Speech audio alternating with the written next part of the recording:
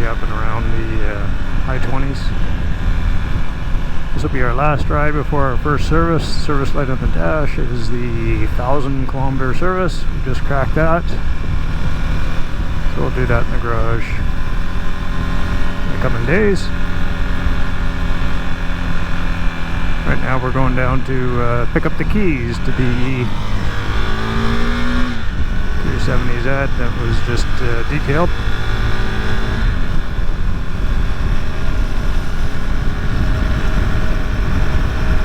So we'll probably run into a little bit of traffic. That's okay. A couple extra heat cycles for the bike won't hurt it.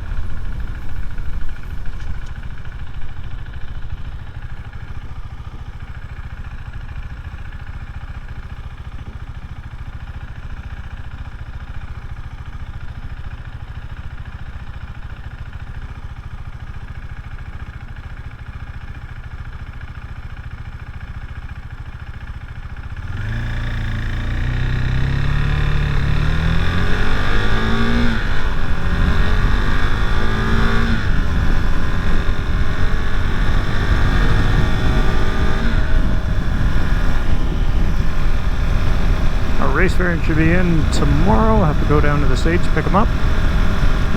Word from Gray Area. They seem to be the best with the when it comes to KTM race stuff.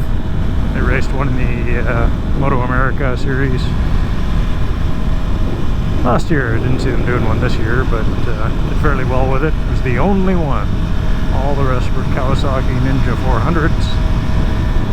Which I think hurts the sport, is when you can only have one type of bike that's actually competitive.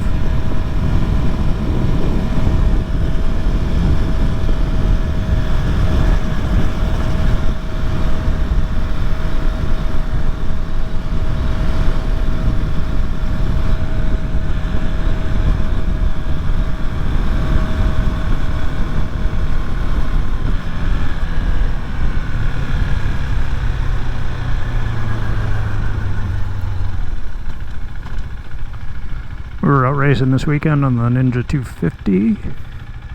Did okay, beat my best personal time on the Saturday.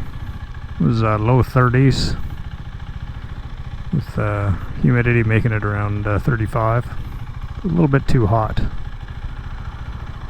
for road racing. Definitely felt it after a couple of laps around the track.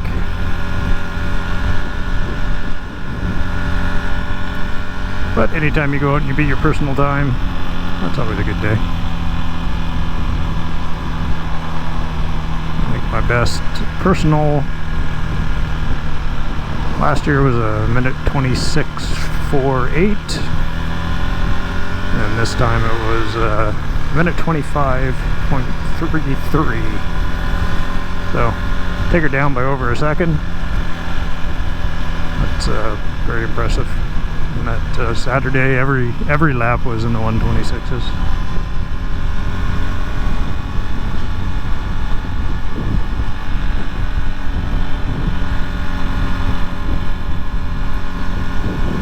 Overall, the experience so far on the KTM, run it to work a bunch of times. It's about an 82-kilometer round trip. Overall, it's been really good on the highway. It's definitely a little out of its element as soon as you get up to the 110 plus range. I think if you did the front sprocket, you would definitely benefit from that on the highway. Lose a little acceleration, but just so you're not sitting there over like 7,000 RPM. Everybody always talks about the quick shifter. Yeah, I'm kind of mixed on it. The other bikes in Aprilia RSV4, that quick shifter is really good. This one isn't bad. You just have to know the right circumstances to use it. Works best when you're hard on the gas. for the upshifts in a higher rev range, or seemingly just idling, sitting at a constant RPM when you're cruising. Downshifts are great. Interested to see how it'll be out on the track.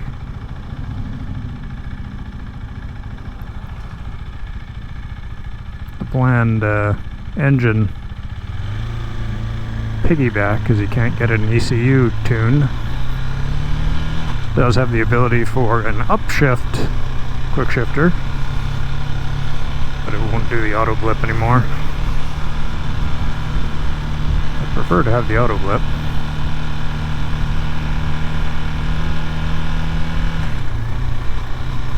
But only time will tell when we actually get her out there and give her a good try.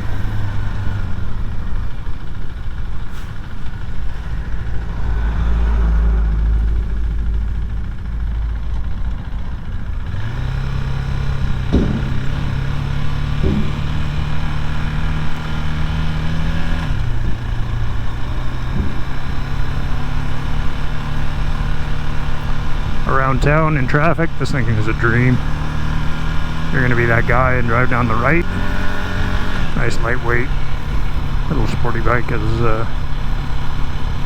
definitely the bike to have.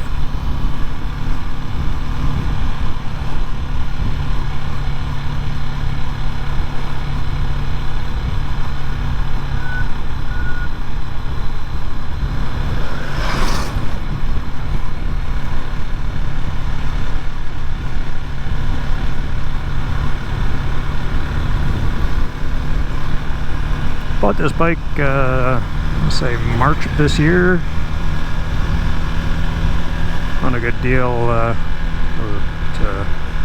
2023, just before the 2024s were coming out. So it was definitely easier to handle. I think it was 5600 plus all the dealer add-ons that are really just ripping us off, but definitely nice. Gonna try a new bike, current race bike, a 2009 Ninja 250. It is old, it's fairly well sorted, really needs a rear shock. It's got some emulators in the front that seem to do pretty good. The back's a little bit too bouncy, so that would definitely be what I would do next if I was going to keep that one.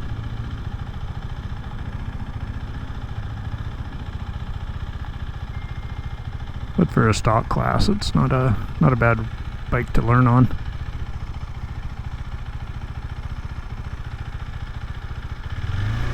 That rear shock is definitely tough in the rain. That's the last time I crashed, was earlier this year. In a very big rainstorm that we were out for. At one point it even started hailing.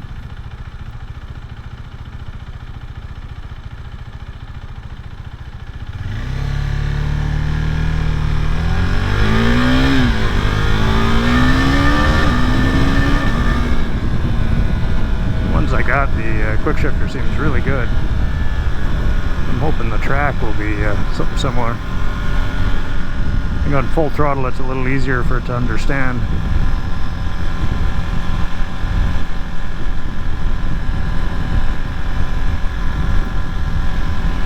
The goal is to try to get the bike below 300 pounds. I think we can do it.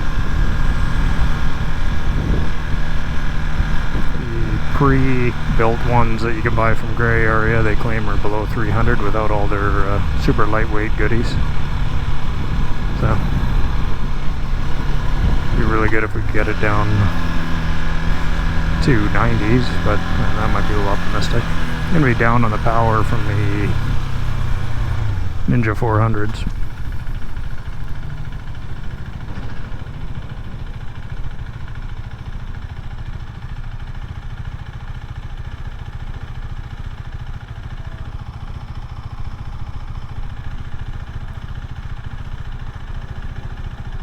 problem with coming this way. If that first person's very timid, you never really get to go. Yeah, I'm pretty sure they could have gone there.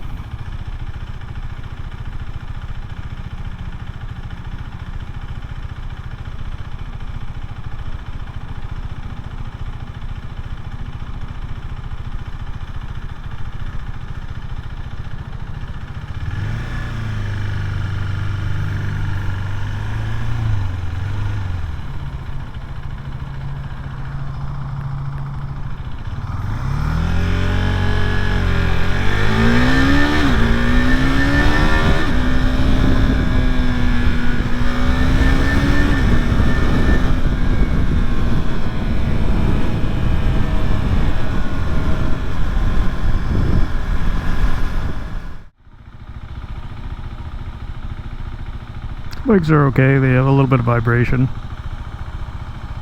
Nothing that isn't manageable. They do put rubber on the foot pegs. If we went to rear sets, it might be a little bit more annoying. I don't see any wheel weights on the tires, so I don't even think they think you're going to go consistently fast enough to need a balanced wheel. So it's tough to tell what's the motor and what's the wheels. Lots of oil on the ground.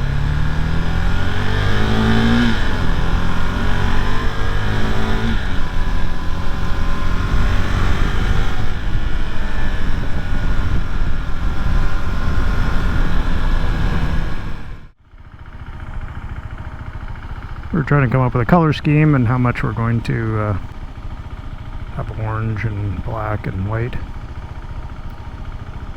And it's more worthwhile just to keep it white and just put stickers on it. And if you crash, it's not the end of the world. But I think we'll have to see what the quality is when they get here.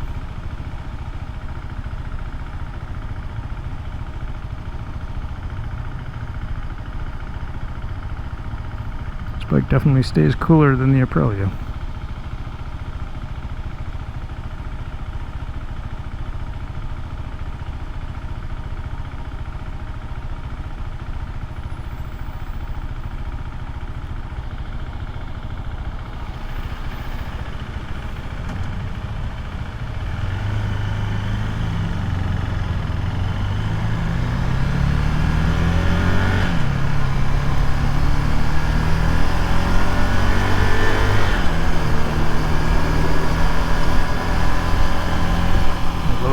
Low speed shifts like that, I find it easier to just use the clutch.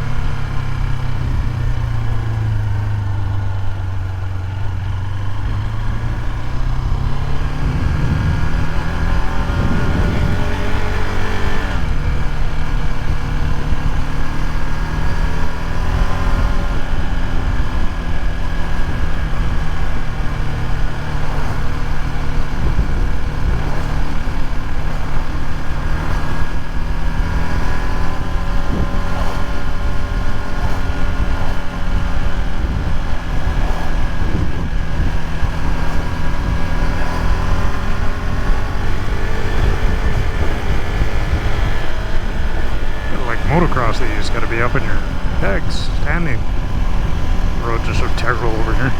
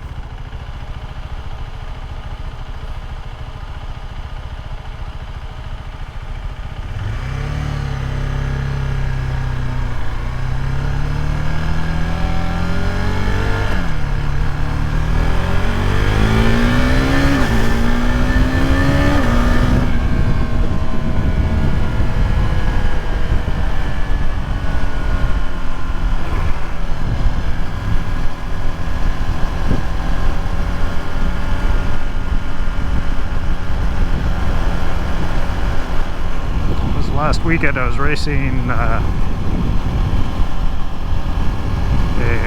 older RC390. It was I think a 17 or an 18. It definitely had the power on me down the straights, but didn't have the cornering speed. But I think that's probably more him. I never saw what suspension he had.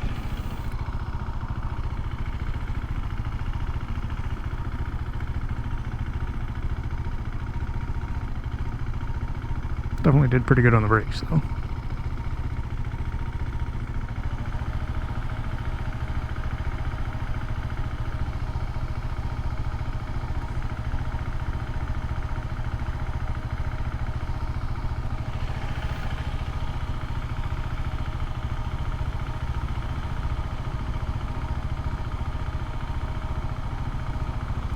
Wonder how happy he is to hold her hand in the heat.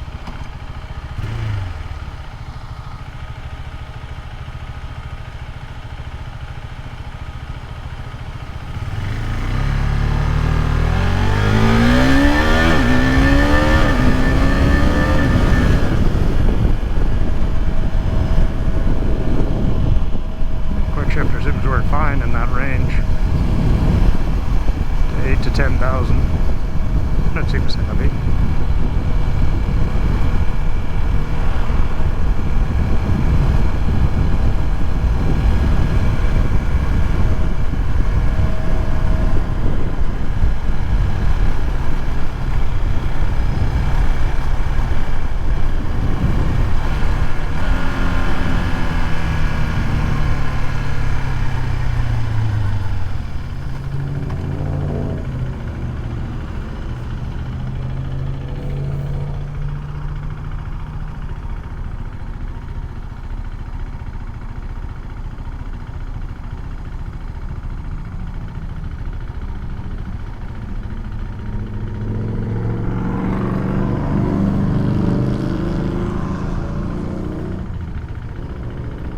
So to sum up the bike, after 1,000 kilometers, overall I'm very pleased with it.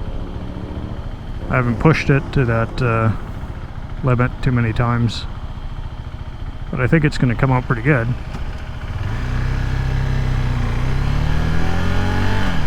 The brakes are good. I think the suspension will be the biggest improvement over the 250.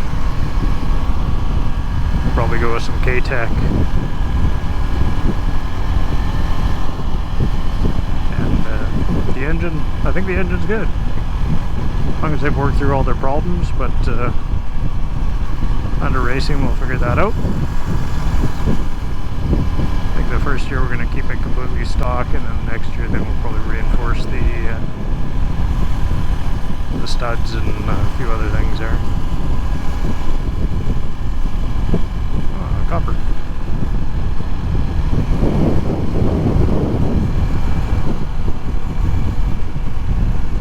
It wasn't there when I left. Yeah, I think it's been a good bike. I think I would definitely get one. It's not too uncomfortable for commuting. definitely holds its own in busy rush hour traffic.